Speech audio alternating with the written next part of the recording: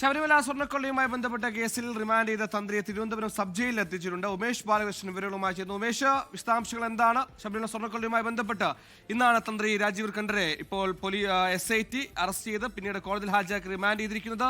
ഏത് ജയിലിലേക്കാണ് ഇപ്പോൾ തന്ത്രിയെ പ്രവേശിപ്പിച്ചിരിക്കുന്നത് ഉമേഷ്? തിരുവനന്തപുരത്തെ സ്പെഷ്യൽ സബ് ജയിലിലേക്കാണ് ഇപ്പോൾ കണ്ഠര രാജീവരെ എത്തിച്ചിരിക്കുന്നത്. അദ്ദേഹം ജയിലിലേക്ക് കയറ്റി കഴിഞ്ഞു. അദ്ദേഹം ജയിലിലേക്ക് കയറി 14 ദിവസത്തെ റിമാൻഡിലാണ് കോടതി വിധിച്ചിരിക്കുന്നത്.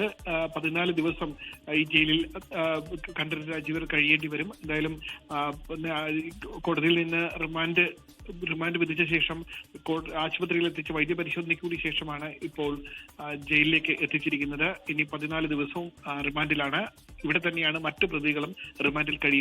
എന്തായാലും റിമാൻഡിലേക്ക് ഈ മകരവിളക്ക് പൂജകൾ നടക്കുന്ന ഘട്ടത്തിൽ എന്തായാലും കണ്ഠര രാജീവർ ഇനി ജയിലിലായിരിക്കും. ജയിലിൽ 14 ദിവസം കഴിയും. തുടർ അന്വേഷണത്തിന് ഇപ്പോൾ അന്വേഷണ സംഘം കസ്റ്റഡിയിൽ വാങ്ങും. കസ്റ്റഡി അപേക്ഷ വരും ദിവസങ്ങളിൽ കൊടുക്കും.